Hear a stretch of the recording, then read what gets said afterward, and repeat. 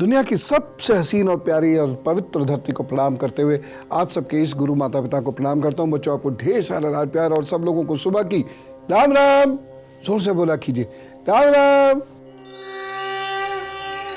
आज मैं जिस विषय पर बातचीत करने जा रहा हूँ वह विषय हम सबके जीवन से सीधा जुड़ा हुआ है और लगभग हर रोज हम लोगों के साथ कुछ ना कुछ ऐसी सिचुएशन आती है।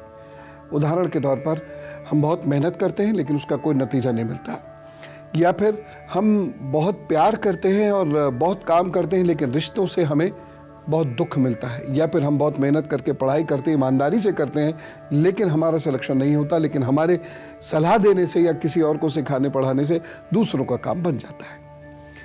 ये कर्म हानि दोष होता है और ये हाथ पर भी परिलक्षित होता है।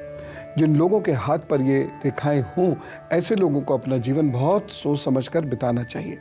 तो मैं आपको वह रेखाएं दिखाता हूं, यदि वह आपके हाथ में है उपाय भी बताऊंगा, और गुरु मंत्र में कर्महानि दोष से पीड़ित लोगों के लिए सबसे अच्छा उपाय क्या हो सकता है वह बताऊंगा। और यकीन जानिए, यदि आपने साल 2 साल उस उपाय को कर लिया तो जीवन पर्यंत यह दुख, यह योग आपको परेशानी कष्ट नहीं देगा।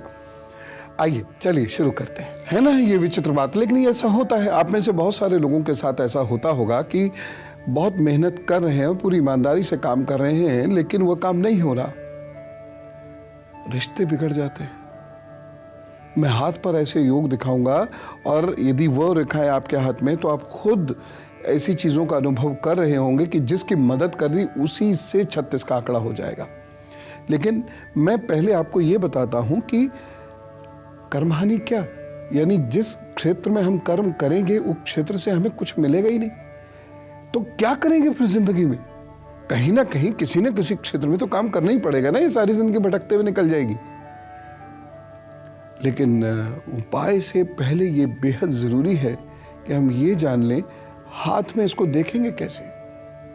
देखिए, अगर ये वाली उंगली आपकी आगे की ओर इस तरीके से मुड़ी हुई है, आगे की ओर बैंड हो जाती है और आगे की ओर बैंड होकर ये इससे चिपक जाती है जाकर सूर्य की उंगली से।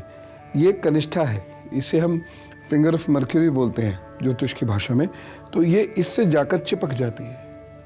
ये दोनों चीजें यदि आपके हाथ में हों, यानी ये आगे की ओर मुड़ी हुई हो और इससे मुड़ के चिपक जाए ऐसे करके, तो ऐसा व्यक्ति जिंदगी में न जाने कितने काम करेगा और किसी कार्य को पूर्णता नहीं दे पाएगा। जिस कार्य को सोचेगा कि ये मैं बेस्ट कर सकता हूं और उसको करना शुरू करेगा, कुछ समय के बाद उसी में वो हार जाएगा। सारी जिंदगी दूसरों पर डिपेंड रहना पड़ जाता है ऐसे में। एक और चीज यहां पर ये देखिए कि अगर आपके ये ऐसे रेखाएं ये बंधी हुई हैं, आप कर लीजिए कोई काम, सफल ही नहीं होंगे कभी भी। उसके बाद यदि आपकी इन उंगलियों के बीच में गैप बहुत है, ये गैप बहुत है, आप करिए मेहनत, कहीं कुछ आपको मिलेगा ही नहीं। जो मिल भी गया तो वह टिकेगा नहीं, आप वहीं ठन ठन गोपाल।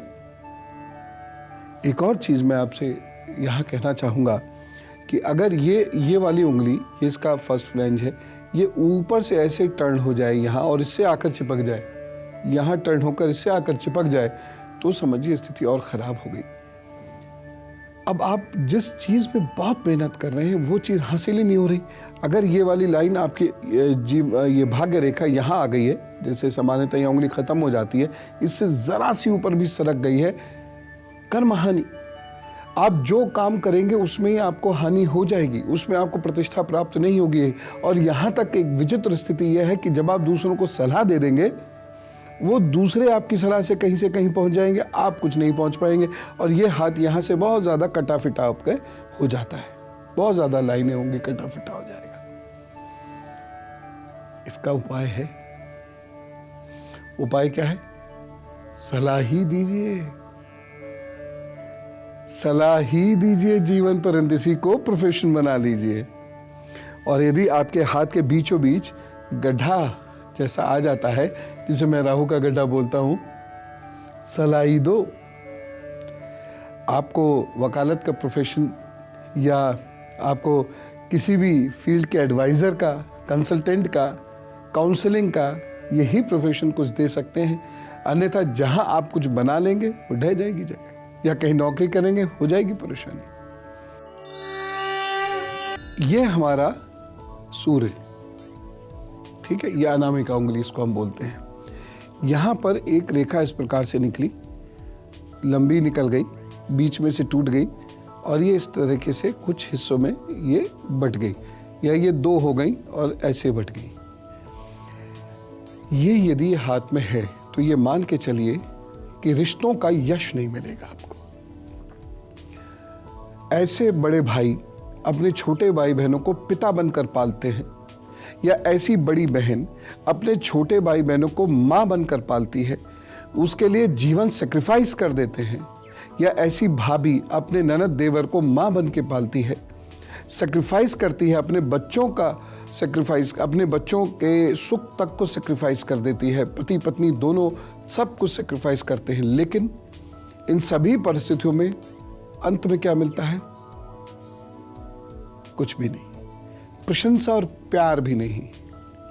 देखिए, एक बात लगे हाथ में कह दूं, प्रवचन देने की मेरी आदत है, लेकिन ये उपदेश दे रहा हूं आपको, खास तौर से बच्चों, आप समझो, जिंदगी में प्यार करने वाले लोग बहुत मुश्किल से मिलते हैं, और जब वो मिले तो मात्र अपनी अपेक्षा और अहम की वजह से उन्हें खोना मत कभी, नहीं तो पूरे जीवन भटकते रह जाओगे।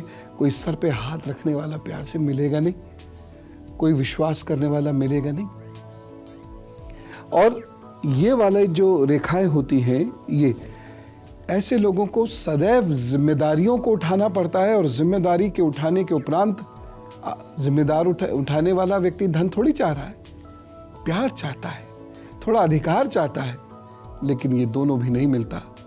इन रेखाओं वाले लोगों को मैंने देखा है कि जीवन में सब कुछ कर दिया, जिस भाई बहन के लिए या जिस मित्र के लिए या जिस पार्टनर के लिए सब कुछ कर दिया, वो लास्ट मोमेंट पर रुथलेसली, मतलब क्रूरता के अधीन होकर वह आपको दुख पहुंचा देगा।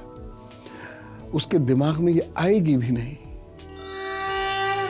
मैं माता पिता के लिए कह रहा हूं, मैं आपको अक्सर पेरेंटिंग टिप्स देता हूं, क्योंकि मुझे मालूम है पेरेंटिंग कोई आसान नहीं है, ये कला भी है, ये विज्ञान भी है, और इसको सीखना समझना बहुत जरूरी है। बच्चों के शरीर से संबंधित, बच्चों के भाग्य से संबंधित और बच्चों की मनस्थिति से संबंधित आपको जानकारियां दुरुस्त होनी चाहिए। अब देखो, आपके बच्चे के हाथ में यदि ऐसे बट गई और दूसरी चीज ये रेखा ऐसे ऐसे होकर यहां पहुंच गई, ये फर्स्ट फिंगर है, तर्जनी, क्या होगा ऐसे बच्चे का? ये बृहस्पति का पर्वत है, ये दबा हुआ है, ये दबा हुआ है, सबसाइडेड है, दबा हुआ है। क्या होगा ऐसे बच्चे का? ईमानदारी उसमें होगी, पढ़ने की इच्छा भी होगी, मेहनत भी करेगा, एग्जाम से पहले बहुत मेहनत भी करेगा, लेकिन उसके मुकाबले 1/10 मेहनत करने वाले बच्चे भी उससे आगे निकल जाएंगे एग्जाम्स में, और ऐसा बच्चा एग्जाम्स में बहुत आगे नहीं जा सकता। ये कॉम्पिटिटिव एग्जाम्स में भी फेल कर जाता है। आईएएस के लेवल का ये बच्चा होता है, और इसे बहुत शुरुआत बहुत छोटी करनी पड़ती है, बाद में आगे निकल जाएंगे, ऐसा नहीं है कि बाद में आगे नहीं निकलेंगे, लेकिन ऐसी शुरुआत ना करनी पड़े तो उसके लिए क्या करें? जितनी मेहनत करते हैं वह तो करते रहें, साथ ही साथ गाय गुरु मंदिर की सेवा करनी शुरू कर दें, और सुबह शाम सूर्य का ध्यान करना शुरू कर दें, सूर्य क्रिया सीख कर, और फिर आप देखना जिंदगी में बहुत तेजी से आगे बढ़ते चले जाएंगे। और अब वक्त आता है गुरु मंत्र का। जिनके भी जीवन में कर्म हानि दोष है, इन्हें गुरु के सानिध्य में सूर्य उपासना करनी चाहिए, इन्हें नियमित यज्ञ करना चाहिए और नियमित एक सेवा अवश्य करनी चाहिए। अगर ये जीवन का नियम बना लेंगे तो कर्म हानि दोष सदा के लिए गायब हो जाएगा। जी हाँ, मैं दावे से कह रहा हूं इस बात को।